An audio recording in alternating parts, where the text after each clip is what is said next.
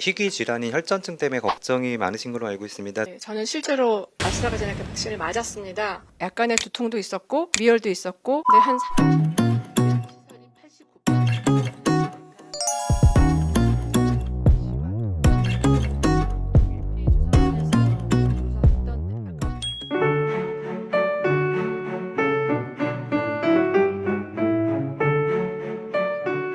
내일부터 시작되는 요양병원, 요양시설 65세 이상 예방접종 계획에 대해서 말씀드리겠습니다.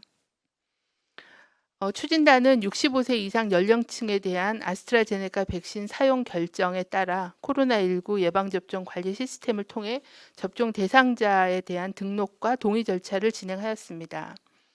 요양병원은 1,651개소, 요양시설 등은 4,010개소의 입원, 입소자, 종사자 37.5만 명 중에 28만 8천여 명이 예방접종에 동의하셔서 동의율은 76.9%였습니다. 참고로 요양병원의 동의율은 75.2%, 그리고 요양시설 등에서는 78.7%의 동의율을 보여주었습니다. 해당 백신은 3월 22일 오늘부터 3일간 순차적으로 배송되며 요양병원은 백신을 수령한 다음 날부터 65세 이상 대상자에게 먼저 접종을 추진하고 요양시설은 일주일 뒤인 3월 30일부터 시행할 계획입니다. 요양병원은 지난 65세 미만과 동일하게 의료기관에서 자체 접종을 실시하고 요양시설은 보건소의 방문팀 또는 시설별로 계획된 의료진이 방문하여 접종을 하게 됩니다. 특히 예방접종 후의 이상 반응으로 인한 간혹, 돌봄, 공백 등에 대비해서 안전한 예방접종 가이드라인을 마련하여 시행할 예정입니다. 단기간에 접종이 집중되지 않도록 간호 돌봄 인력 상황을 고려하여 접종 일정을 분산하여 시행하겠습니다. 요양시설의 경우에는 3, 4일의 간격을 두고 2회 이상 방문 접종 일정을 수립하여 분산 접종을 하도록 하겠습니다. 또한 접종을 시행할 때 예진 의사는 대상자의 접종 여부 결정 시에 안전에 초점을 맞추어 당일의 건강 상태를 기준으로 판단하고 건강 상태가 좋지 않을 경우에는 무리하게 접종하지 않도록 하고 접종 후에는 활력 징후를 측정하고 또 긴밀하게 모니터링하는 등 안전 예방 접종에 최선을 다하도록 안내하고 있습니다. 추진단은 예방접종 전문위원회의 권고에 따라 예방접종을 차질 없이 추진할 것이며 국민들께서도 과학적인 근거에 기반한 올바른 정보를 신뢰하고 코로나19 극복을 위해 예방접종에 적극 참여해 주실 것을 당부드립니다. 예방접종 전문위원회 최은화 위원장님께서 최근 해외에서 보고된 아스트라제네카 코로나19 백신 접종 후 발견된 혈액응고 장애 사례들로 인하여 국민들께서 코로나19 백신에 대한 우려가 크실 것으로 생각합니다.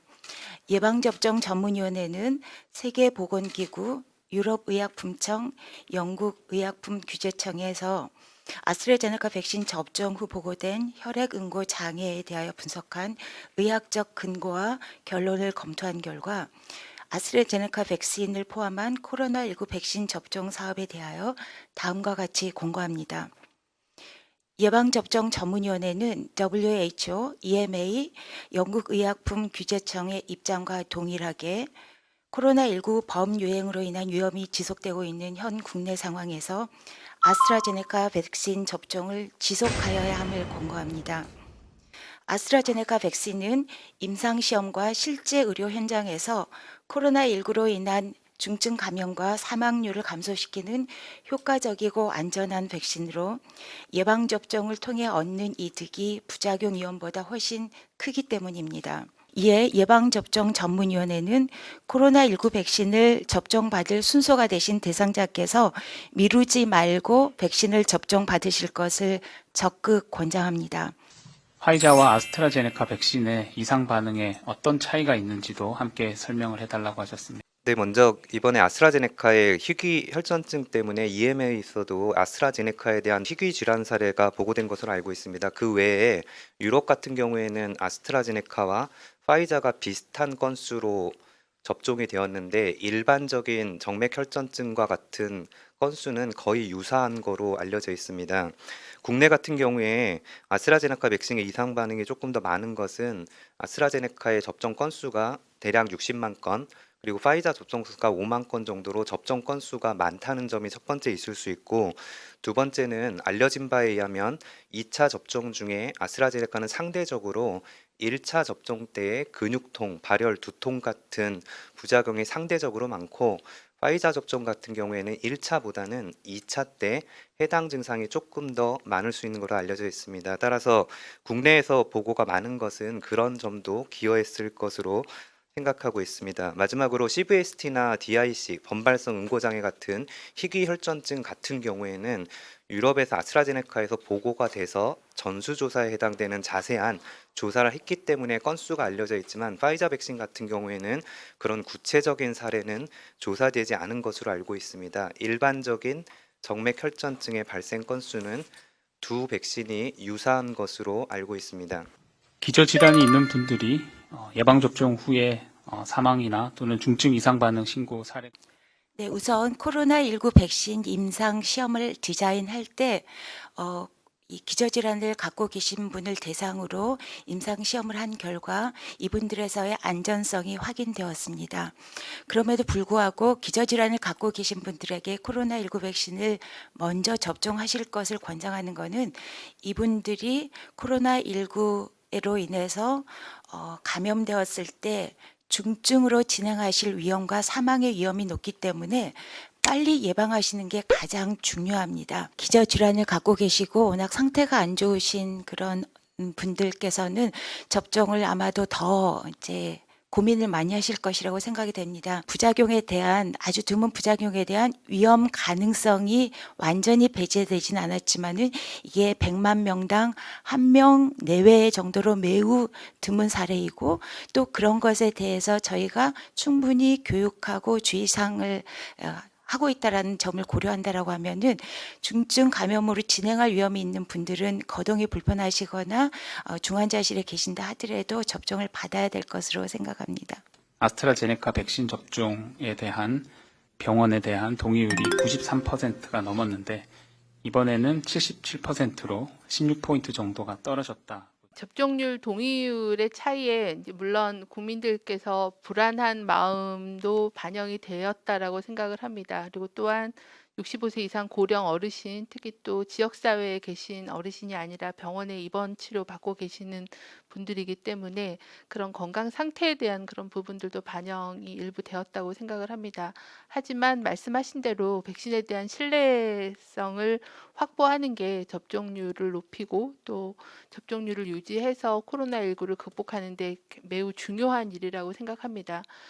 저희는 국민들께서 정확하게 판단하실 수 있게끔 정확한 정보와 또 이상 반응에 대한 조사 결과에 대한 투명한 설명, 이런 부분들을 통해서 상세한 정보를 드리고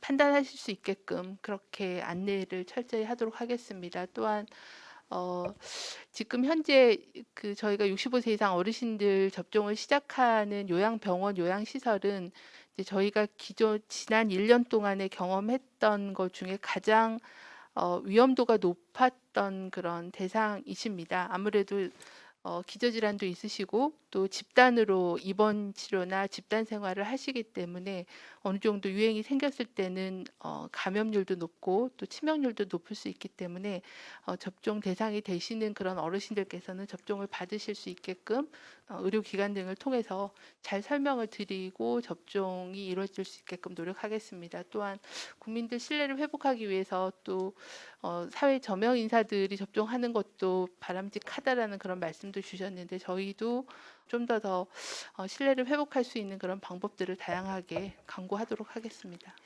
일부 지자체에서 백신에 대한 선택권을 부여하는 부분을 추진하는 것에 대해서 네, 현재 도서 지역인 경우에는 이동이 좀 어려우실 수 있고 또 백신의 그런 냉장 또는 냉동 유통을 유지하기가 좀 어려운 그런 면이 있어서 현재 저희가 지자체하고 이런 섬 지역의 접종 계획을 논의를 하고 있습니다. 아마 뭐 병원선의 여부라거나 아니면은 접종할 수 있는 인력의 여부 또는 그 이동 거리 이런 것들을 좀 고려해서 그 섬 지역의 적절한 백신 접종 계획을 지금 수립을 하고 있습니다. 그래서 저희가 판단할 때는 화이자 백신 또는 아스트라제네카 백신을 고려해서 그 섬 지역에서 가장 적합하고 안전하게 접종을 받으실 수 있는 방식과 백신을 결정을 해서 좀 더 보완된 그런 계획을 만들 그런 예정입니다. 개인에게 선택권을 준다는 의미라기보다는 이게 섬에 계시는 어르신들은 좀 특이한 사항이고 의료 환경이 다르기 때문에 그 섬에 계시는 분에게 가장 적합한 접종 방식과 백신의 종류, 백신의 종류를 따져야 되는 거는 냉동에 대한 시설이나 아니면은 이동을 해야 되기 때문에 그런 점들을 고려해서 어떤 백신을 할 건지를 미리 계획을 하겠다라는 그런 의미이지 개인별로 선택권을 이렇게 줘서 하겠다는 그런 의미는 아니기 때문에 전문가분들입니다. 한 말씀 잠깐 듣도록 하겠습니다. 그 먼저 언론에서 이제 희귀 질환인 혈전증 때문에 걱정이 많으신 걸로 알고 있습니다. 저는 이제 지금 우리나라 확진자 수가 10만 명 정도인데 만약에 백신이 이전에 개발이 됐다면 80%의 효과가 있다면 환자 수가 2만 명으로 줄었을 겁니다. 아마도 현재 우리나라 사망률이 2%가 약간 안 되기 때문에 이 10만 명 중에 2%인 2천 명의 사망자가 생기는데 환자가 2만 명으로 준다면 그 수가 400명 정도로 적어도 1,500명 이상의 사망을 줄일 수 있는 게 백신의 효과입니다. 백신은 전체적으로 이득이 많이 되는 걸로 이해하시면 될 것 같습니다. 네, 저는 실제로 아스트라제네카 백신을 맞았습니다. 맞고 약간의 두통도 있었고 미열도 있었고 근데 한 3일 정도인데 수실됐었고요. 저희 직원들의 상당수에서는 지금 그 부작용으로 발표됐던 이상 반응으로 발표됐던 그 90% 이상에서 보이는 열, 두통 이런 게 대부분이었었고요. 염려하신 중증 사례나 그런 애는 없었다고 생각이 됩니다. 그래서 그 백신의 부작용보다 백신을 맞고 얻을 수 있는 그런 효과가 훨씬 큰 거기 때문에 약간의 우리가 얻을 수 있는 백신 맞고 생길 수 있는 두통이나 고열 이런 거는 충분히 우리가 감내할 수 있는 것이고 그다음에 실제로 피해조사반 회의를 하였을 때도 보면 사망 사례나 중증 사례가 실제로 그 백신과 관련성이 적은 경우가 훨씬 많은 것으로 저희가 지금 조사가 되고 있습니다. 그래서 국민 여러분을 포함한 여기 나오신 기자분을 포함한 모든 국민들이 안심하고 백신을 맞을 수 있는 그런 시간이 됐으면 좋겠고요.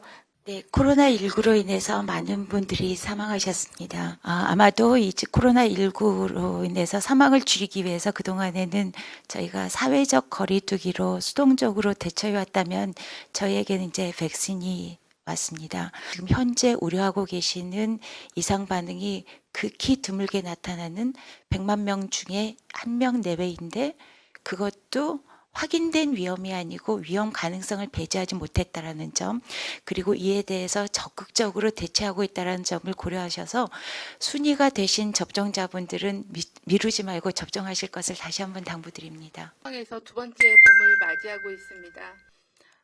최근에 들어서 오늘은 예방접종에 대한 많은 그 발표가 있었고 내일부터는 65세 이상 어르신들에 대한 접종이 진행이 됩니다. 많은 국민들께서 이제 불안과 기대를 같이 가지고 계시다고 들었습니다. 안전한 예방접종이 될 수 있도록 의료계와 적극 협력하고 저희도 백신의 유통에 대한 안전, 그리고 접종에 대한 안전, 그리고 이상 반응에 대한 조사와 대응에 충실히 해서 안전한 예방접종이 될 수 있도록 최선을 다하겠습니다.